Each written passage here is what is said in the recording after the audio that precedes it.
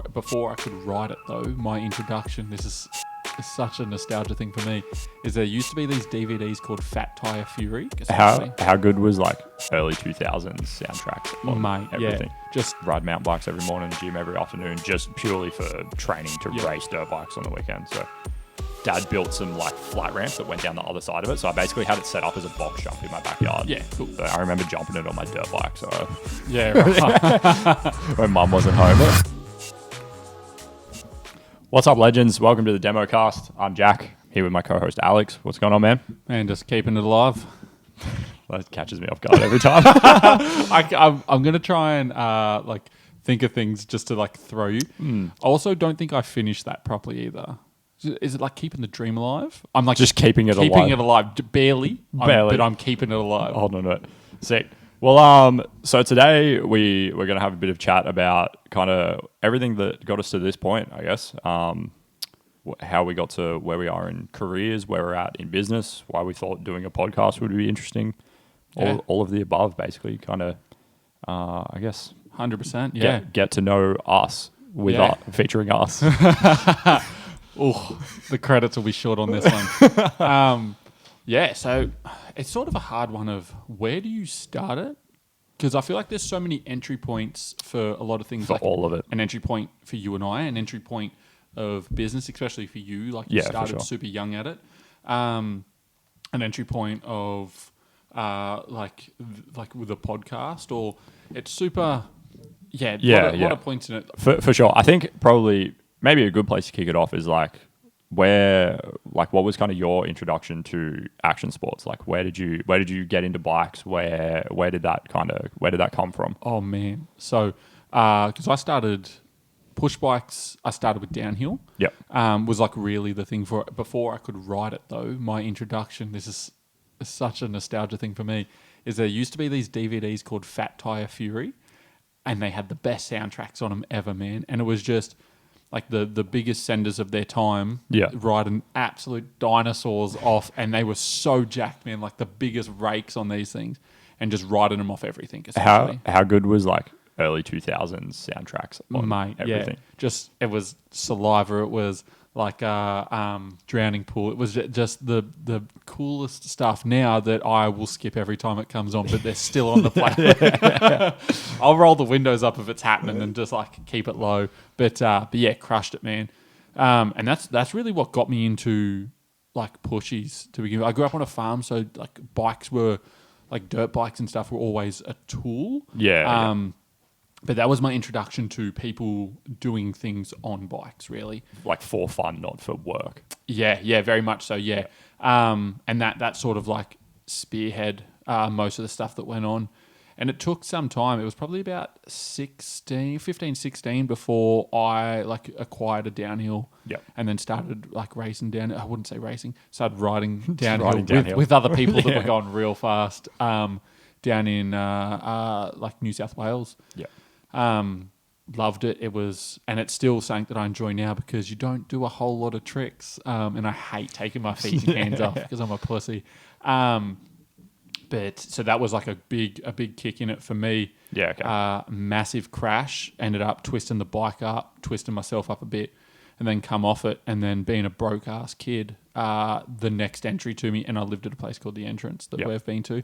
And there was a skate park down the road, and then the kids down there were just senders. And I was like, right, I can do this, of course, because surely this can't be hard.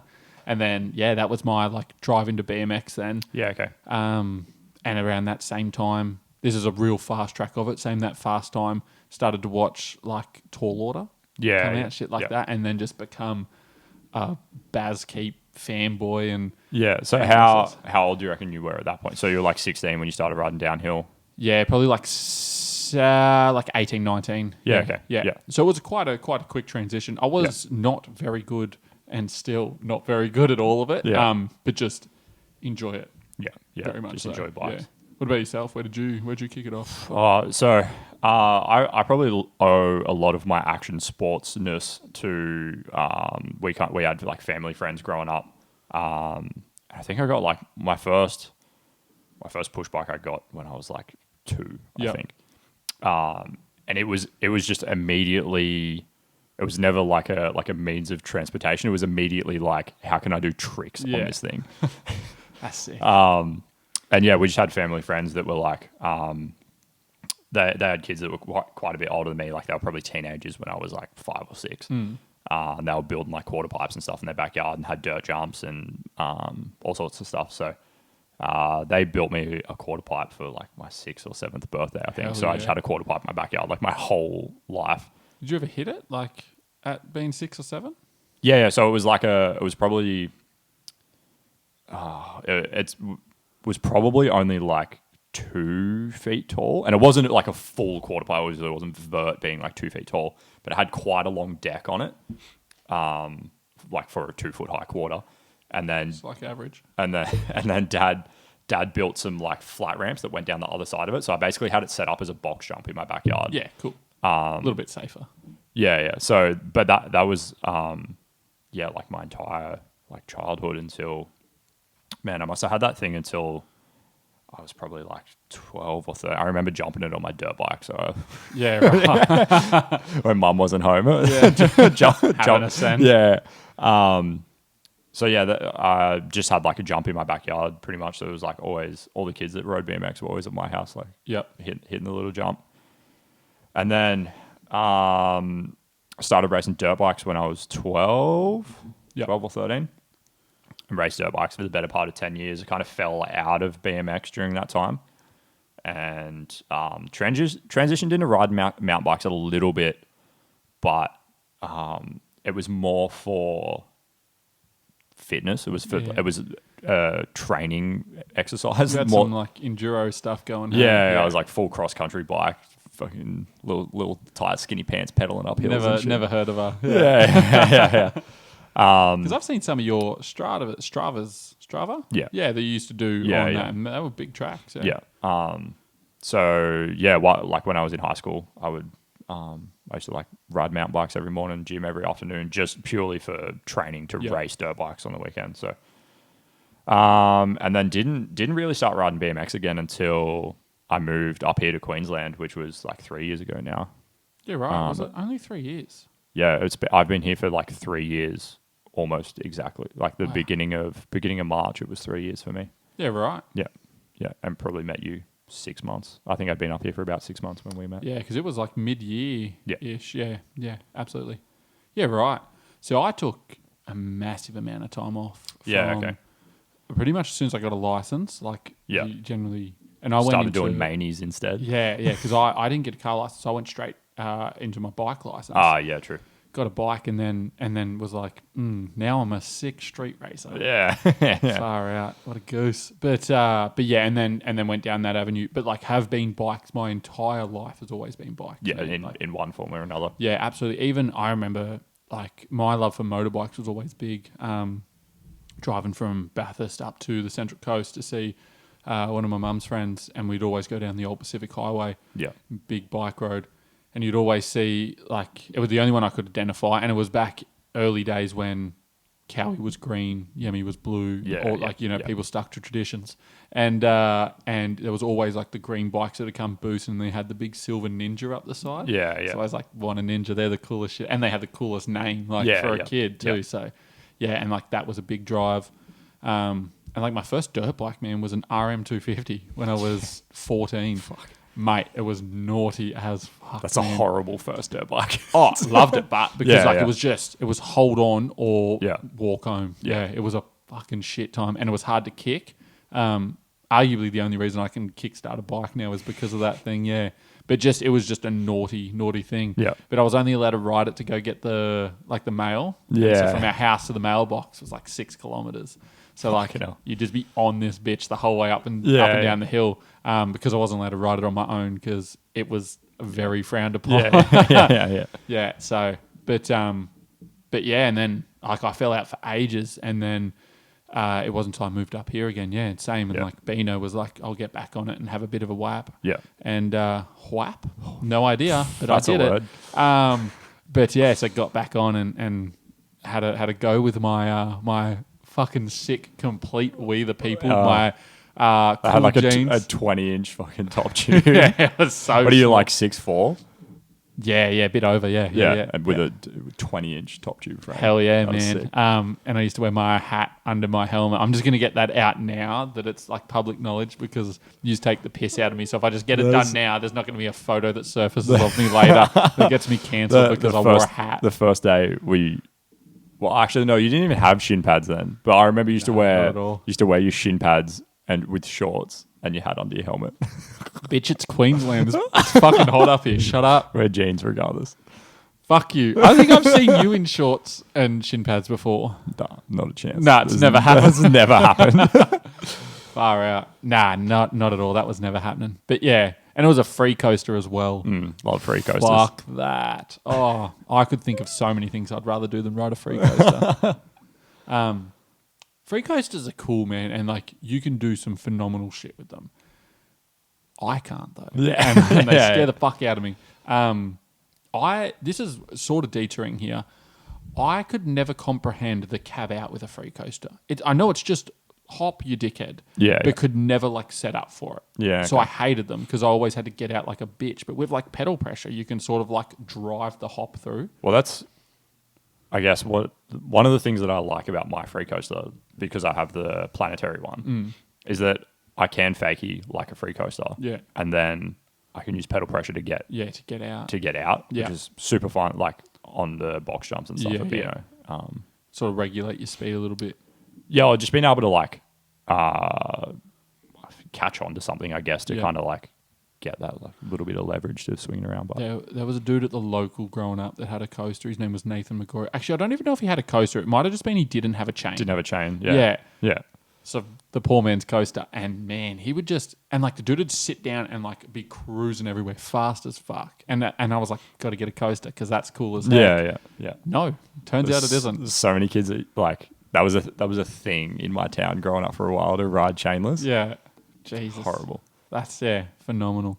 But yeah, so like after like obviously meeting yous, and I even then I wasn't heaps into riding. It was more that I didn't know anyone. Not outside like my family really. Did I know anyone up here? So that was or that I worked with, and fuck hanging out with people you work with. Yeah, you get enough of them, hey. Yeah. If I'm not paid to see them, I'm not doing it. Yeah. But yeah, and then so it was like hanging out with like that OG crew. Yeah. That was still going, and it's good to see that both like Isaac and Owen are still charging as well with it. Yeah, for sure. But yeah, and then it was arguably when I built this bike now because as soon as I changed the frame to a 21.5, I was like, oh, this shit feels good. Yeah. And then which is arguably still small for you. Yeah, definitely. But like started to like really feel into it then. Yeah. Once you got a bike that's the right size. Yeah, it's amazing what happens when you set up stuff for your geometries. Hey, fucking idiot. But yeah, and then started to really vibe it. And then just little things like boomers and stuff starts like that. Yeah. That fucking ignites an expensive flame in me every time I'm there. Yeah. So I try not to go there with you now. But love it though. Love it. Dude, every time I go to a mountain bike event, I'm just like, how do I make this happen? Yeah, absolutely, man. Oh, did you see that? My problem is that I want a DJ and a downhill. Yeah. Slope. Yeah, I'm said it now, and I'm gonna say it on record. I'm not gonna buy another DJ, until the Stitch 720 comes out. Yeah, okay. Yeah, because I'm just gonna go slopey and just enjoy best of both worlds and have something that has not Manitou suspension on it. Disgusting. It's nothing against suspension. I'm a fat cunt, so like it's my fault, not the Spenny's fault. But yeah, I'm keen to see you on a DJ. You got like style for it. Yeah, I feel like it's quite common. Like whenever someone new sees me ride, they're like, "You ride dirt bikes?" Yeah, and it's like it is. Yeah, your flow with it is. So I think a DJ will kind of lend itself to that a little bit, just kind of flowing around. Yeah, absolutely. Doing mad one-leggers. Because you flow, your alley-oops are like heaps. So that's arguably one of your favorite tricks that you do. They feel cool. Yeah, I like that. because you sort of like hang for a bit and then turn the bars into it, like drive into it. It's cool as fuck. I knew that we were going to get derailed on this one real quick. That's cool, but yeah, that's really the introduction to bikes. And then Yeah, for again, sure. like the community is arguably, I hate saying that, the community. We're a community. Shut up. The people within it. Yeah, yeah. Like everyone just feels like a little brother or a little sister. Yeah, like yeah, for sure. the whole time through. It's sick going out to like Oceanas and seeing those people as well. I love that now when we go to contests and stuff, it's like, it feels like everyone's on, I don't want to say on our team, we're on everyone else's team. Absolutely, like, I quite enjoy that. We kind of go and it's like, you kind of cheering for everyone. Yeah, absolutely. Yeah. Yeah, very much so. It's good to see like your local riders out of it too. Yeah, for sure. Because like Ailey, someone I was super impressed with on last Oceanas was Marley. Yeah. Man, was so good. Well done, dude. Yeah. And it was meant to see like how good he was going on. Especially like, do you remember back in the day? Yeah. Marley was shit. And that did you see? So good, man. You see when we were at the village on Wednesday, he jumped from the step up to the resi and then flared on the resi quarter. Mate, so good. He's doing awesome. And like, love seeing him out there. And he seems like he's still enjoying it too, which is immense. Sure. So he's fun to be around as well. Yeah, 100%. But I enjoy that, seeing the guys that like shred, still having fun. Having fun with it. Yeah, absolutely. And like still in that, like, even if you're just doing 1 footers around, like he'll still come over and join you. Yeah, like, for sure. Which is sick as well. Yeah. Campbell's another good one for that as well. Yeah. Campbell's always fun to ride with. But yeah, Oceanas was real cool to see. Yeah, it was fun. Both the men and the women send it on that. So, but yeah, that's really my introduction to bikes, like how I got started and then like where we're at now. Yeah, for Super sure. fast tracked. Yeah. There's obviously a lot of nuance in that. Oh, absolutely. Yeah. Sectioned out all the times I crashed. And like all the broken bones in there and stuff. I was quite lucky, like throughout my moto career, I guess, like, particularly for the amount of time I raced. Like I raced, for the better part of 10 years, like almost every weekend. And I broke both my thumbs and my foot. Yeah, that's pretty dope. So I raced more of that in the 3 years I've been riding pushing. yeah. There was kids that I grew up racing with. It was like every year it was a broken bone every year. At least one. Like, yeah. That's nuts, hey. And it's like not for me. Such a mental thing too. If you're breaking shit every year to like stay on it. Yeah. It was arguably it was hard, and it wasn't even that big of a crash. But like my boomers crashed. Like there was 5 bones broken in it. Yeah. But like it was kind of hard to come back from that too. Yeah. Okay. I had a big fear wall coming back from that. I when I broke my foot, because I broke my foot like quite bad. I didn't ride for 6 months, I think, when I broke my foot. Like it was proper break. Yeah. I was kind of relieved. Yeah. Because that was the first. For your time off? No, because I knew it was going to happen eventually, and that was like my first broken bone. I see. Yeah. So I was like, all right, I've done it now. I know what it's like. I just kind of got it out the way. And it's kind of like, that's not such of an unknown now. Like I almost don't need to be scared of it now, because I know it was like a big one as well. Like I think I don't even remember how many screws I got in my foot. I think I have 8. Yeah, right. Jesus. So yeah, I guess just kind of like getting it out of the road. Yeah. Because like it's going to happen eventually, racing dirt bikes. Yeah.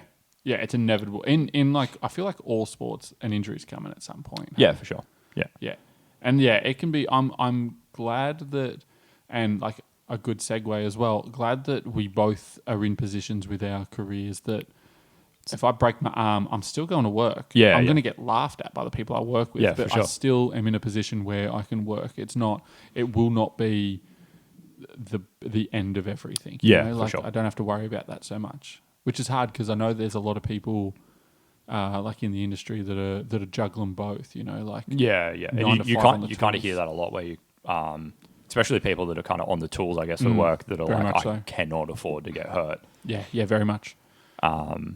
Which I think would take a lot of the fun out of it, really. And like, obviously, I'm very scared of getting hurt. I feel like I'm quite a scared person in general, but I know that if I do, it's not the whole thing doesn't come crashing down. Providing like the faculties are good and like you're like not fucking dead. Yeah, like it's chill. Like like that boomers crash. I went to work the next day and they laughed at me. Like, actually, with my ankle, I Yeah. couldn't walk. I was like, I forgot you broke your fucking ankle. yeah.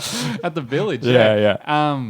And same, like they were like, what'd you do? I was like, broke my ankle. I'm like, dickhead. Yeah. All right, well, can you answer those emails for me? And Yeah, we yeah. need that sorted. Like, also, I enjoy that in my workplace as well. And the position that I'm at is that there's no free rides. Like, you're still going to do your job. Like, Yeah, if for you're sure. here, you're working. Like, you come in, even if you had like a busted bone or something, you still come in. So that means to me, you're ready to go. Yeah. Right. So Yeah, like, for let's get on it. Yeah, cool. But, Well, I guess that's kind of, kind of a good segue. Yeah, So, 100%.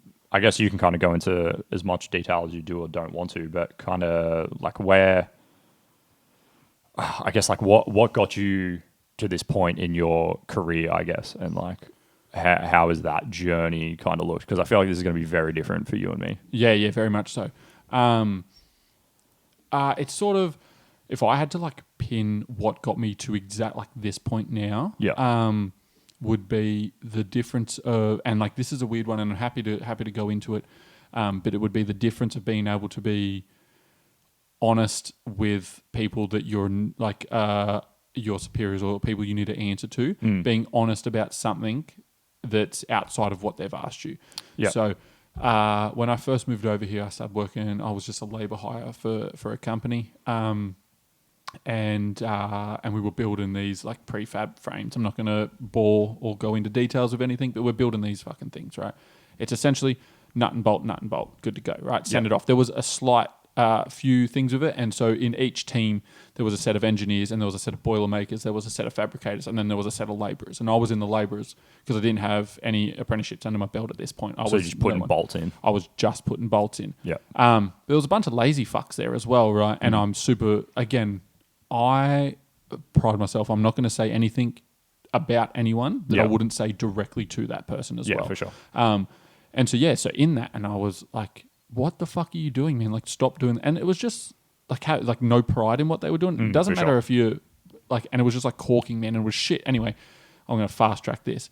And it was me just like saying, stop doing that. And then like my boss heard it and he was like, right, well, like, can you go do some QA for us and stuff? So I just so I moved to QA straight away. What's QA? Quality checks, essentially, Okay. quality assurance. Yeah. Yeah. So going through and just checking everything was good, right? And then we developed this system of how we can send them out with like as least faults and as looking as shit as possible because it's still a customer's item. Yeah, for sure. And then one day this fella comes onto site and he gets the two big fellas that were running the teams, and then pulled me into this meeting as well. I didn't know who this person was at the time. Turns out it was my now CEO.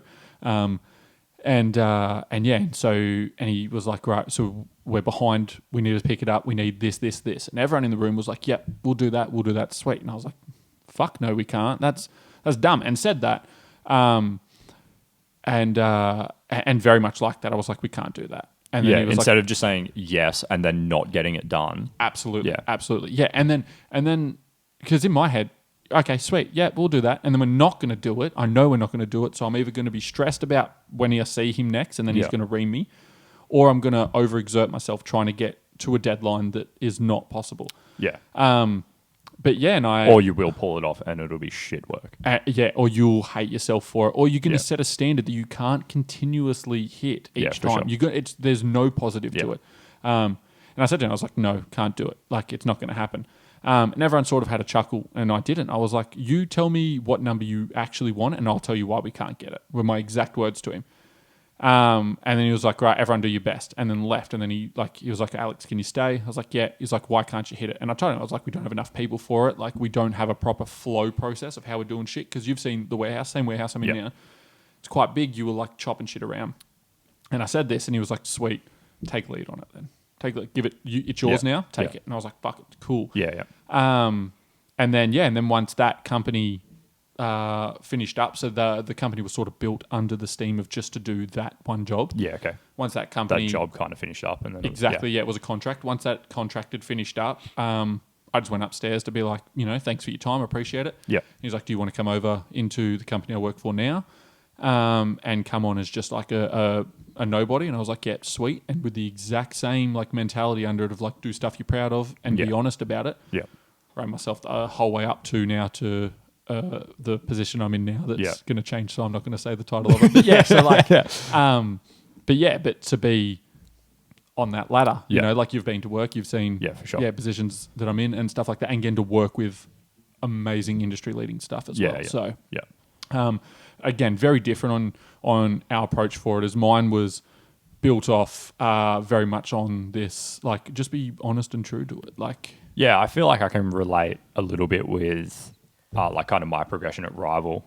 I guess it is a little bit similar, I guess, of just being like... Oh, very much so with Rival, yeah. Of just being like, well, like, what, like, why are we doing it like that? Or why is this an ongoing issue that it doesn't need to be ongoing? Yeah. As someone that's been able to, like, see your movement through Rival firsthand, absolutely. I reckon there is so many similarities between my movement through my company and your movement through your company, 100%. Yeah, for sure.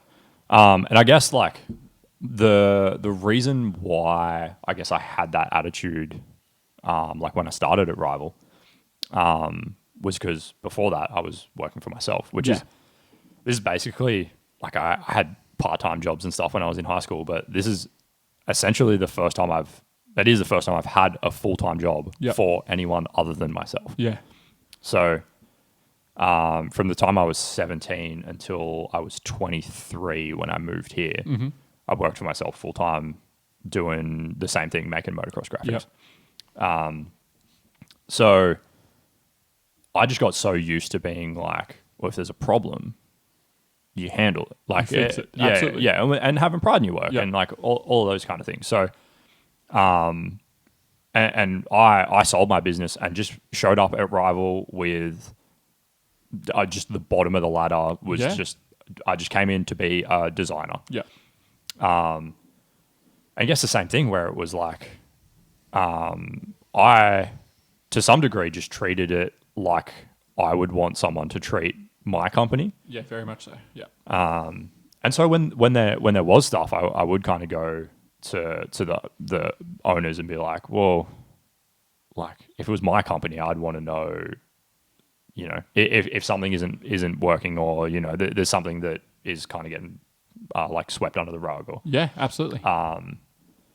And just going back to like those quality things, where it's like, well, you know, we could be hitting this quality, or you know, we can these are things we can fix, or I remember quite distinctly. It was quite early on. I think me and Renee went to speak to one of the owners, and basically just showed up with and went, "This is a problem," and he went, I think we spoke to Joel. Yeah.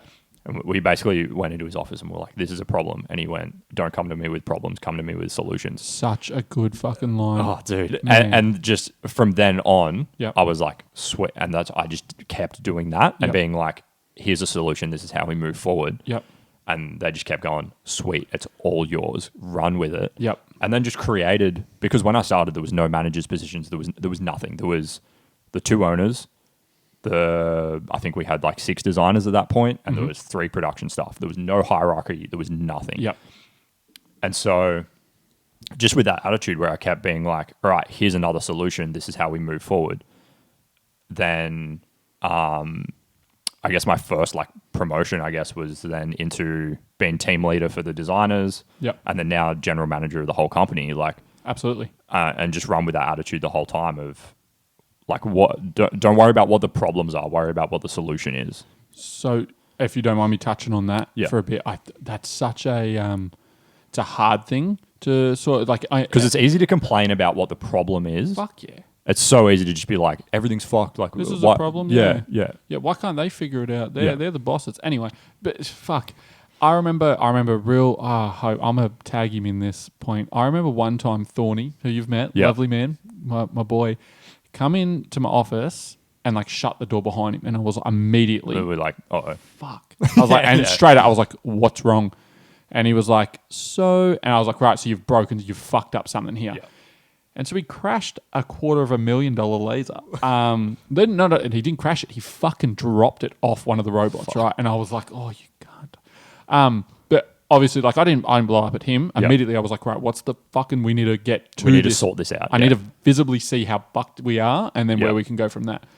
And so like fast track, we see right, there's some damage. We need to solve this real quick. And then I was like, have you spoke to like our management now at this point, like the CEO who's our director and like my direct report to, especially for something of that volume. Yeah. And he was like, no. I was like, right. So let's get our game plan of this is the problem. This is how we're going to fix it.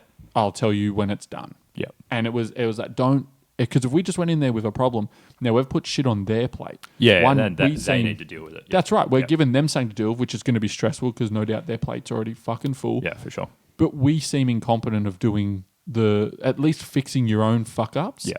Horrible thing. And it was things like that have like 100% shaped some massive things in the company with me and with other one. Parker's another one. Yeah. Parker, and like again, I hope he sees his growth in that. Is that he used to be super worried about, like, he would say an answer, like he would just answer anyway instead of being like, I don't know or I will figure it out. Yeah. Would just give you anything. Yeah. And now like being more confident, and I think it's a very much a confidence thing. I think it takes a lot more confidence to just be like, I don't know. Yeah. Or like, very much so. You know, let me work, because I feel like, especially for someone that doesn't like confrontation, like when someone's like, well, how are we going to sort this out, and you're just like, oh, well, yeah, because you want to you want to give them an answer, I guess. Absolutely, and you want everyone to be happy again, because you don't want that confrontation in it. But I feel like it's much. Actually, I had this story. Why don't I use the example of me fucking something up today? Sorry, Thorny. Like I fucked something up today. I sent the message to Sarah as well. I was like, I'll show you the photo of it after this, man. I've ruined this shit, man. And I was like, I'm in trouble here. Yeah. But like went and owned it real quick, man. Be like, Yeah. I'll fix it, but I just know that I fucked this, hey. Yeah. And on from that. And again, there was it's not like there had to be a whipping or anything like that. I guarantee he'll bring it up at some point just to be like, remember that time that you fucked up? Yeah, prick. But like it was, there's a problem. I've taken some responsibility for it. Yeah. I'm going to fix it. I will fix it. I will come back to you with a solution. And the solution was sorted it. Yeah. Sorted. It's cool. Sweet. Move on with it. Yeah. And I feel like what's helped me grow in career, and I reckon very much for the same for you, is the one ownership. Yeah, the accountability. Accountability. Even if it's not your fault, doesn't mean it can't be your responsibility. 100%. Yeah. And especially once you get into any position of like management, or if you want to be in a position of management. Yeah, for sure. You once told me a really cool thing, that it's a manager's job to give praise and take responsibility. Yeah. Bang on. That's it. Outside, you got to send some emails and do some other shit, but the hierarchy of it is that they will go into two different fields, and then you filter them from there into their subsections. Yeah, for sure. Because I think that's a trap that you kind of see people fall into with like managerial roles and stuff, is that they want the credit. They want the credit for the team doing good. Yeah. They want the credit for like, well, look at all this stuff that I've done. Yeah. It's like, you know all the stuff that you've done. That's right. I know all the stuff that I've done and the stuff that I've changed and the stuff that I've fixed. Yeah. You see it heaps of like, but like it's just, I'm just doing this to make them look good. Yeah. You're doing it because you're fucking paid to do it. Yeah, of course. Get the fuck out of your entitlement there. Yeah, and like, fully. I want the credit for it. The fact the place is not burnt down, the fact that we still have a job, all of us still have a job, there's your fucking credit. Yeah. Stop being a bitch about it. Yeah, for sure. I enjoy that a lot. I think there's a few things that have been quite pivotal in my career. And I owe quite a lot of it to Rival as well, and like I guess kind of the guidance that I've gotten from Stats and Joel, like just being in that environment, and there's a few key points. One of them being that day that we went into Joel's office and just went, "This is a problem," and he went, "Don't come to me with problems, come to me with solutions." And there was another time that they weren't in the shop, but they saw us all fucking around on the cameras and like kind of gave it to us a bit and went, do some fucking work. Fair. Yeah. And I was like shaking, like I was so nervous, like going to work the next day. And I made sure I was the first one there. I walked straight into Joel's office and just went, "I'm sorry." Yeah. I was fucking around. I'm sorry. Accountability. Yeah. And where I feel like it's quite easy in that scenario to be like, "Oh, well, everyone was doing it. Yeah, everyone was doing. Oh, we were talking about work stuff, or we're trying to, They can't fire us all. Yeah. So, and I just full took responsibility for it and just went, it was like, I was fucking around, I'm sorry. Yeah. And he was like, no, it's like, and I think it kind of disarmed him a little bit as well, where he was kind of like, no, like you're all good, kind of thing. So very much in my team, how I take that is that I can now trust you to tell me when you're like something is wrong. I trust you now that something is wrong. If you're like, I need to go or anything outside of work, inside of work, it builds a trust that your word is now creditable. Yeah, for sure. It's that like someone that's always like, oh, it's not me, it was this, it's that. No, I'm sick 12 days in a row. If it's, I mean, I would trust all of my team now. Because especially my work, which is a weird thing that we've built of this. If someone's chucking a sickie, they're telling them I'm chucking this. I'm just not coming in today. I will show you a message of me messaging my CEO being like, no, I'm not coming in. I just don't want to come in today. Like whatever. Like, oh, I'm going to go do something fun. Like it's very well in that sense of everything is like honest in how we do it. Which is a handy thing. And like, I feel like it disarms this of like, right, Jack is now one taken ownership of credibility. I was quite fresh at that point as well. Like, I don't think which would have been so hard to do. And that's like, Joel, especially when it comes to like stuff like that, Joel can be quite an intimidating dude. I love Joel. He's such a cool dude. But and I was super early, like maybe only like a month or so. I remember this conversation with you. It must have, we must have been mates when this happened. So it must have been, I don't know, I was maybe there for like 6 months. At the most. Because it was like Christmas time, eh? I was still pretty fresh. Jesus.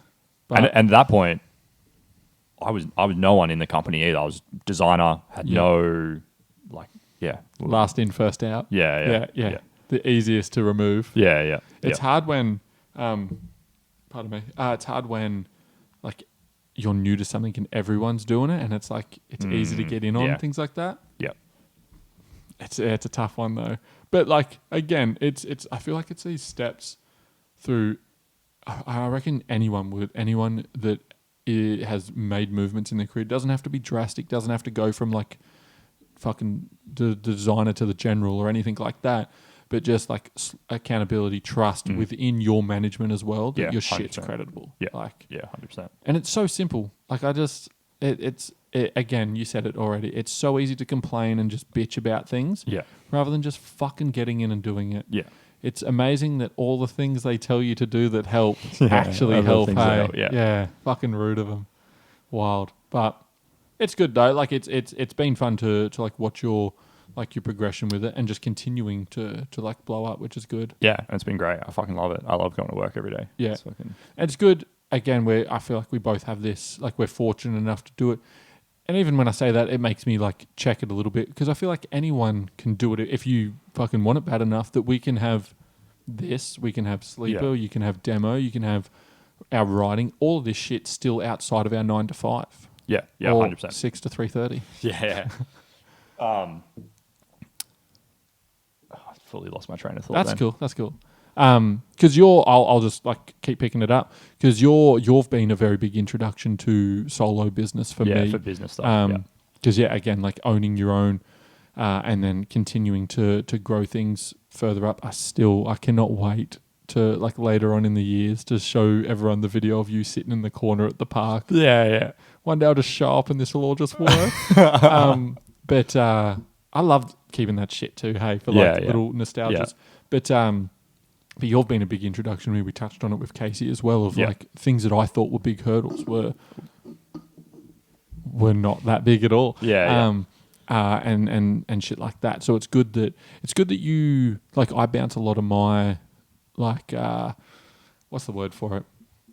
My excitement for it definitely comes from like your already know, because you act as like a safety net for me on that stuff of like, I've got this fucking podcast. I've got an idea. Let's do something. Because to me, it's easy. I reckon it's real fun. It's real fun and easy to have an idea. It's heaps fun being the ignorant friend on this. Hey, being like, "Oi, let's do this thing. Let's do a podcast." And I was like, "What are we doing?" And you were like, "It'll just be mad." And we fucking love it already. And like again, we were talking about this. That was 12 months of that in the. It's probably about 18 months all up in the making. This podcast. Yeah, for sure. And we've already gotten comments of like, whoa, this podcast came out of nowhere. And I was like, dude, you haven't seen the last year. Fuck, yeah. You didn't see the year of work it took to get us in a room with 100%. microphones. Yeah, absolutely. Oh man, yeah, I'd love to like bring up the chats of that too, man. But and so like how this started. I feel like I need to talk to the camera for this one. How this started was Jack and I every Saturday you don't mind me telling the story? No. Sweet. Oh, the walks. Yeah. I was like, what fucking story? Yeah. I was like, we go to the village on Wednesdays. What were we doing on Saturdays? I remember. So how like we should start doing that again, by the way. The walks? Yeah, absolutely. We're getting fat. But so how this like properly started kicking off was. I wouldn't say properly. How I started to really fucking get it under Jack's skin is every Saturday we'd go for walks. Again, we should do it. And on that walk, we would debrief, which I strongly recommend everyone to do. Have like a debrief buddy. And I'm very fortunate to have like you and Storm as my debrief buddies. And so on this walk, we'd be like, what are you doing? How are you handling your like mental health? How are you looking after yourself? What are you slipping with? Because I find you and I are very comfortable on focusing on all I did was sit around and eat fucking lollies today. Like we're happy to call ourselves on our own shit to each other. It was literally me today when I got here and I was like, I've just tortured myself all week with my own decisions. I shake my head in the fuck am I shaking my head with? Displeasure? Displeasure? Sure. Something. I have 5 Freddos sitting behind me. I have 2 Freddos. I've smashed 3 of them already. Yeah, like and so on these walks, I'm going to derail on this. On these walks, we would talk about like how you're helping yourself, what are you doing, and then what are you working on? What do you want to work on? Like where do you want to go with that? Yeah, what's the vision? Like what are we doing to move forward? I'll turn my mic back now. Yeah, and so that was how this started to like push it. And it was when I say I sell it to you, you were never like no deal, Andrew. You was never like 100% no. You were just like give me some sort of like foundation that's not fucking shit. Yeah. And I really struggled with that for a long. I was like, no, let's just talk shit constantly. But then like we started to have these like business health conversations, mental health, physical health. How are you fucking getting paid? Like, how are you trying to make your money? I need to structure that word better. How are you trying to have your money work for you, not you work for your money? Yeah. How are you maintaining your brain? How are you maintaining your body? Yeah. Was essentially the premise of it.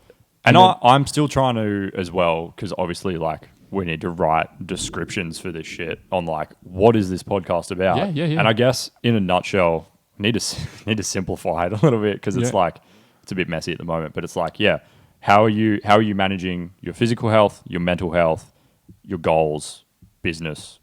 Yeah, absolutely. And we live in the world of action sports, so it all gets kind of tied up in this little bundle of action sports, I guess. Yeah, very much so. I feel like they're like action sports is an easy one for like all of these things to have both ups and downs in. Yeah, for sure. So I think it makes a good and it's easy to watch a rider.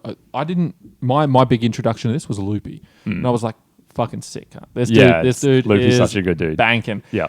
And then like you speak to Loopy, and not only is he incredible on the bike, also has a fucking brain on him too. Dude, just such an intelligent man. Yeah. And I was like, shit, there is so much. You just see someone on TV and assume they're doing great. Yeah. Everything's good for them. And like, to be fair, some of them doing fucking great. But it's a hard life out there. Like I reckon you speak to fucking any athlete that's trying to get... I mean, Crankworks, just fucking all the male athletes just pulled from that. Yeah. Because like pay shit. So like, sweet. How are you handling massive highs, massive lows? Yeah, for sure. And it's the people that we have the most access to as well. And then it was this trend through it. For me, this is just my like thought process with it, is the same conversations you and I were having were adapted the exact same on athletes from the top level like Loopy to fucking me, the bottom level. And it's not only something that like I'm interested in on a personal level, like because I want everyone to be like looking after themselves, or someone that struggled with not looking after yourselves. Yeah, for sure. Very much like a spot for me. But also find it interesting is there's so many avenues and everything of just like, oh, that's something that you can do. Like that's Yeah, for fucking sure. wild. Yeah. Yeah, love that. Yeah, 100%. Yeah, I really enjoyed those walks. Hey, where we would like, yeah, it was just everything that you were up to, and there was no hesitation to be like, I'm struggling with this, No. or I'm slipping with my discipline, my routine's fucked. Like, Yeah. and that's been me this week with no wife because she's gone to uni for 2 weeks, and I've got to look after myself. Is that all my routines this week have slipped, just been scroll holing like a mad Scroll holing. Oh, That's that's horrible. Just doom scrolling myself to death, and then being like, why do I feel like I don't want to do anything? It's like, because my brain's like, I got everything I wanted from Instagram. Yeah. We're chilling. Yeah, fuck the rest of you. Yeah. Yeah. Do you find, and I touched on this a little bit today in the car with you, but do you find that when no one is there to watch and you don't have to be like Jack around, it's easy to slip? Yeah, I think so. I think,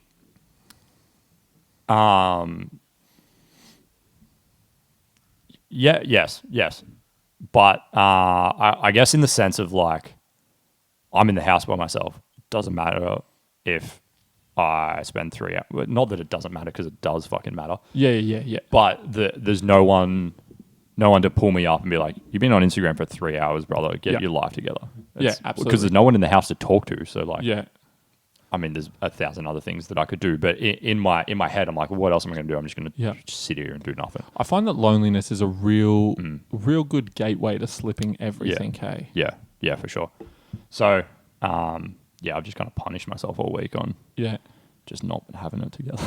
And so like, even though you can clearly see it and like happy to call yourself on it, how are you managing that? Because you still have 7 days. As of right now, not managing. Did you eat that Freddo I gave you? Yeah, I want Freddo. Fucking hell. Yeah, I know. That's like the second chocolate I've had this year. It's the second time your wife's been away this year.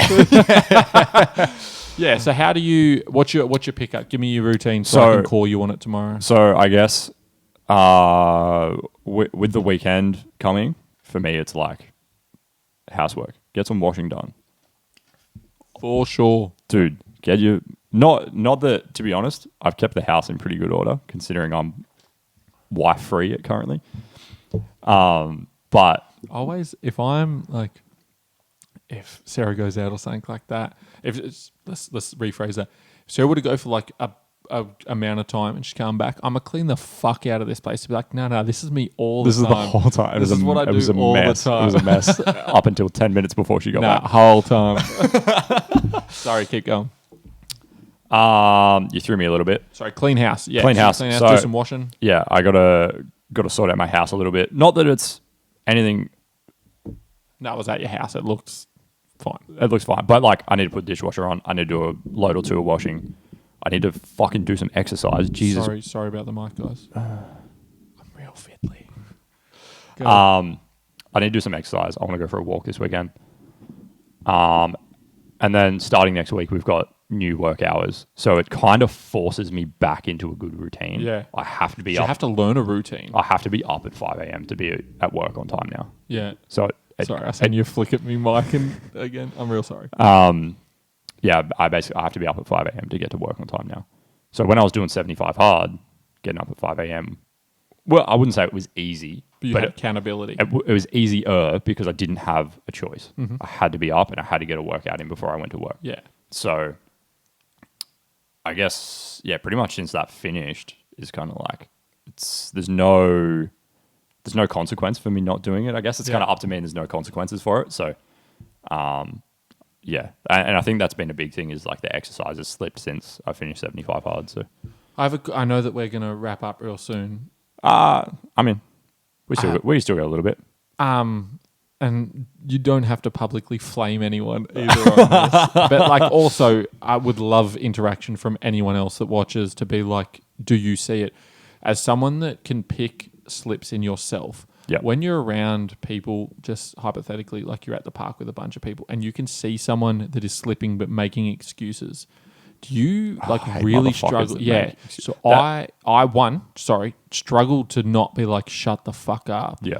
Because arguably we need to be told to shut the fuck up sometimes. More often than not, I will tell people to shut the fuck up if they're complaining. Fucking you and Windmill, eh? Windmill, shut the fuck up. Sort your life out. Stop complaining. Get better transitions. The edit was actually half decent. That was pretty good. I'll give him that. But I just want to pick on him. But I see it again, like at the park is a good reference. Yep. Is there's certain people we'll speak to, and you just mate, have some fucking accountability, man. For sure. Hold your own damn hand for a little bit. It's fucking fun. Yeah. I think I do see it in other people. Yep. I think and you could probably agree with this, is that usually when I do see people that I can tell are slipping, I get annoyed with them. Yeah. So I'll get real cranky with people and just be like, why? Go and flame someone. Especially when they're making excuses for it. You know what I mean? I feel like that's one of my few redeeming qualities, that I know that I'm slipping right now. Yeah. And like I'm fully willing to accept that. Because otherwise, like if you just blame everyone else, you also, if you remove your responsibility from the situation, you also remove your ability to do anything about 100%. it. If it's everyone else's fault, then you're like, well, I can't do nothing about it. Like, fuck, that thing I sent you, that the lesson you refuse to learn will repeat itself until you do. Yeah. Mate, the fucking shit. That slapped, dude. Yeah. I'm going to need to get that too. Yeah. But you are super susceptible to being like, fuck this guy as soon as it happens. Yeah. Another one that I saw recently that I really enjoyed as well, which is very similar, was like the magic you're looking for is in the work you're avoiding. Yeah, I do like that one. Very good. I have a question again because we're going to wrap up soon. How often do you see me?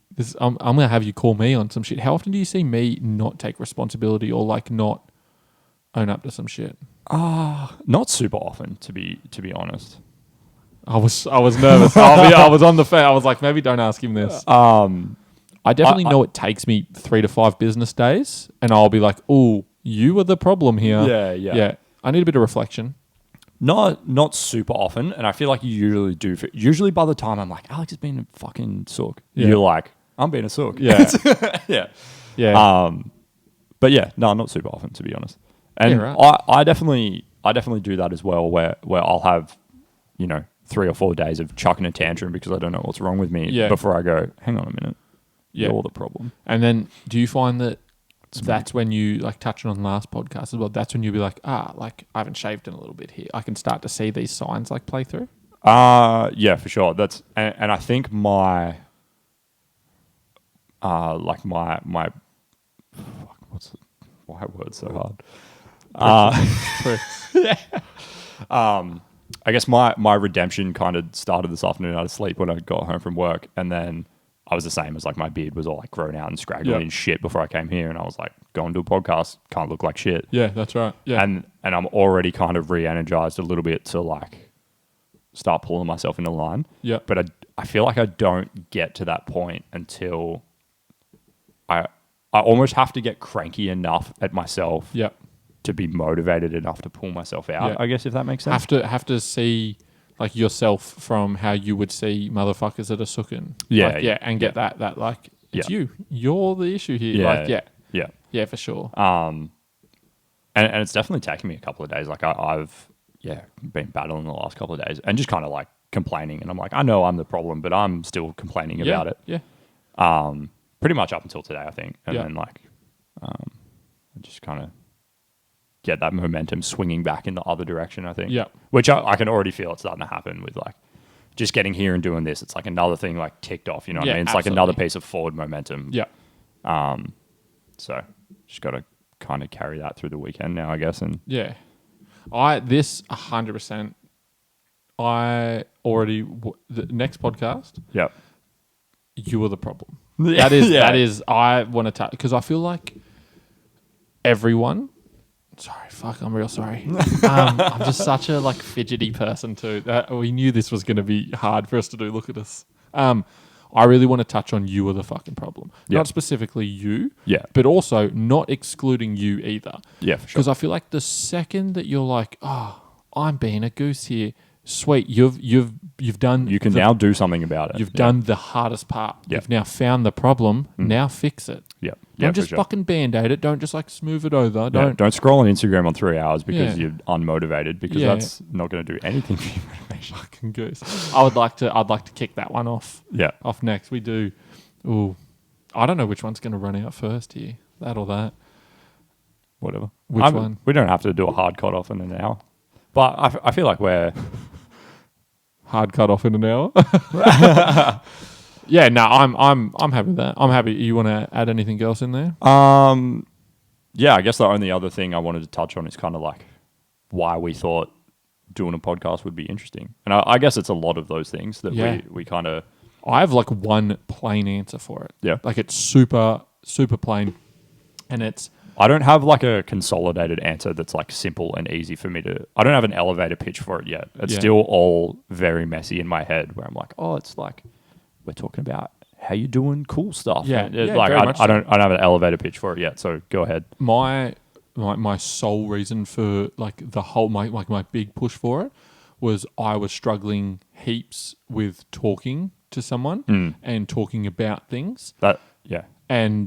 And so then when I started to do it, I was like, this is a safe space and it makes me feel better for doing it. Yeah, for sure. And then I was like, I'm, as everyone that's met me, I'm a talker already. I'm a charismatic person. I'm happy to fucking blurt out everything. Yeah. So if I'm struggling to talk and find a safe space, fucking everyone else has to. In my head, everyone else is doing it, right? And you see it so often like, no, I'm good, everything. Like, fuck, we're not, can't stop lying. Yeah.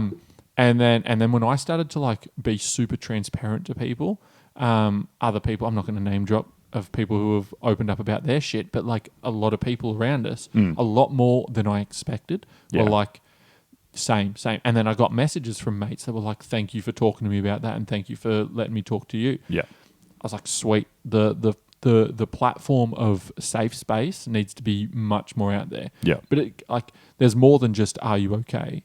Because there's a fucking problem. Where's the problem? What are you doing in the problem? What are you doing to fix the problem? What are you doing to fix yourself for a better life for you? Yeah, for sure. And I guess that's kind of what there's such a Venn diagram of that overlapping with, like everything. Like, what are you doing for you falls into sports. It falls into business. It falls into like you kind of live in the gym world a little bit more than I do. Like it's also intertwined in like, as cliche as it is, but like that kind of like personal development, self-help kind of stuff is it just is everything. Yeah, because I love self-help, man. I love the idea of do I love self-help? Maybe I love the idea of self-help. I think it can be really fucking damaging. Yeah, for sure. If done the wrong way. I don't know if I don't love the term self-help. Okay, either. yeah, very much so. I prefer personal development. Heaps better. I love personal development. Yeah. Self-help seems like you're drowning, which sometimes you're not. But like, I feel like it has a much more like a weightier feel to it, but also a bit of a wank feel as well. Yeah. I feel like there's a bit of a stigma with the don't need self-help. Self-help. Yeah, exactly. Which is also fucking dumb. But no, personal development. Yeah, 100%, man. Yeah. Because like, there's not a single person that's had a good day every fucking day. No, well, like there's no ceiling to it either. Like you always continue to develop, and I think that's such an important thing that, like I'm like 9 years into running businesses and stuff. Yeah, I'd maybe like maybe 2 years away from business in between selling my previous business and starting up Demo. Maybe a 2 year gap, but other than that, I'm 9 years into business. I still feel like I'm at the bottom. There's so much growth and like there's so much I don't know. Yeah, and I think it's so important to remain a student. Like you have to be a student of business, of whatever, like personal development. 100%. Yeah. So absolutely. And it's something that I'm super passionate about as well. Like I want to be the best person I can be. Yeah. I want to be the best business person I can be. Whether that means like I have no desire in the near future to work for myself full time again, but that doesn't mean I can't have these other business ventures that I'm super passionate about outside of my job that I'm also super passionate about and I love, and like just filling up my life with stuff that I love and I'm passionate about and I enjoy. That to me is more important than anything, I guess. I'm now going to use the term. This podcast is about being a student of personal development. 1 hour, 1 minute, hard cut, go. All right. Thanks for coming. Appreciate it. See you at the next one when we say that you are the problem. We are all the problem. I'm so fucking pumped for that one. Yeah, sick. So good.